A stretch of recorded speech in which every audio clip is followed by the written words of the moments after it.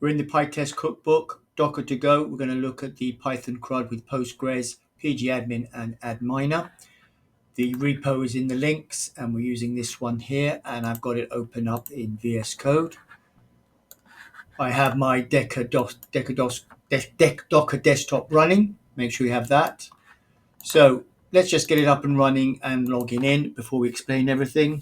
So I'm going to do docker compose up-d, and we have all the instructions in here as well as how to log in to PgAdmin and Adminer.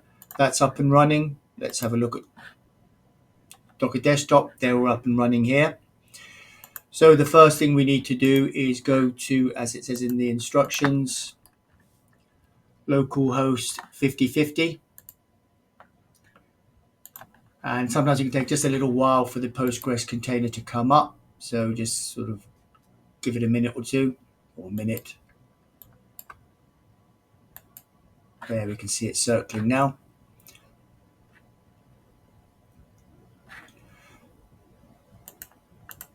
The login details are here, admin@email.com and admin. You can change them as you wish, but this is the one that works.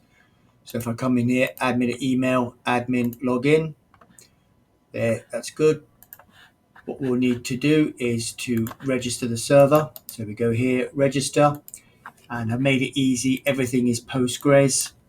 So host name is Postgres, that's on the Docker system. The username is Postgres, password is Postgres, and I'm just going to name it Postgres, and we'll suddenly see that popping up here. There it is, that's the name we just entered. Come on down to schemas, tables, nothing there. So when we're in here, if we go into the SQL folder, cd sq tab will get us in there. We can do Python, and I'm just going to start with the publisher table, 01 tab. That's going to do it. I'm going to insert many into publisher. That's the 05. There we can see that, and just we can see on the, in terms of Python, we can fetch everything from the publisher. Python 06 tab. There we see it. If we now come into our PgAdmin, we refresh, you will see publisher, view edit data, all rows. There it is. And if we go into Docker desktop, we're seeing volumes that we're creating an anonymous, a named volume data. Docker always creates an anonymous one regardless, but that's where our data is stored, so that the data will persist. What we can also do is go into Adminer, that's localhost 8080, 880. And for this, Postgres everywhere, Postgres SQL here. Let's open that up.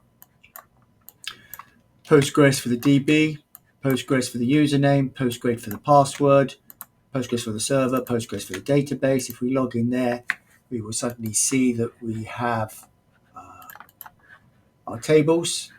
We have a table publisher table, select data, and there we have our data. So we're logged into Adminer and to PgAdmin. And if we come back and look at the Docker Compose file, what we're doing is we don't need to have the version these days that's deprecated. We've named our service as Postgres. We're using the Postgres 16 Alpine image.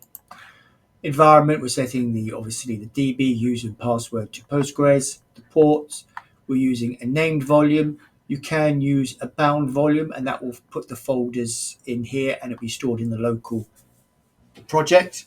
I've had a few issues with that lately, so I think I prefer the named volume.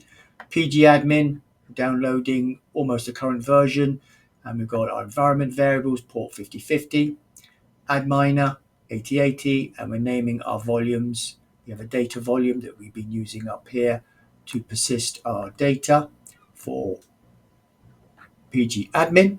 So that's the Docker Compose. That's a named volume 1. That's the bound mount if you want to use to bind them out there, and that will load it into here. Exactly the same. I think I'm using a different PgAdmin for this one, so you can just basically go back and use this one here. That seems to work well. So that can set you up. I've got some other CRUD for employee, insert many, some tables. So you're connecting Python to Postgres, and you've got PgAdmin, and you also have Adminer. The notes are in here. If you look at the preview mode, you see the pictures as you need it. It's all been tested. And if it keeps the same, it was tested end of June 2024. Hopefully that'll be a useful little Docker to go, ready-made Postgres DB for you to connect to.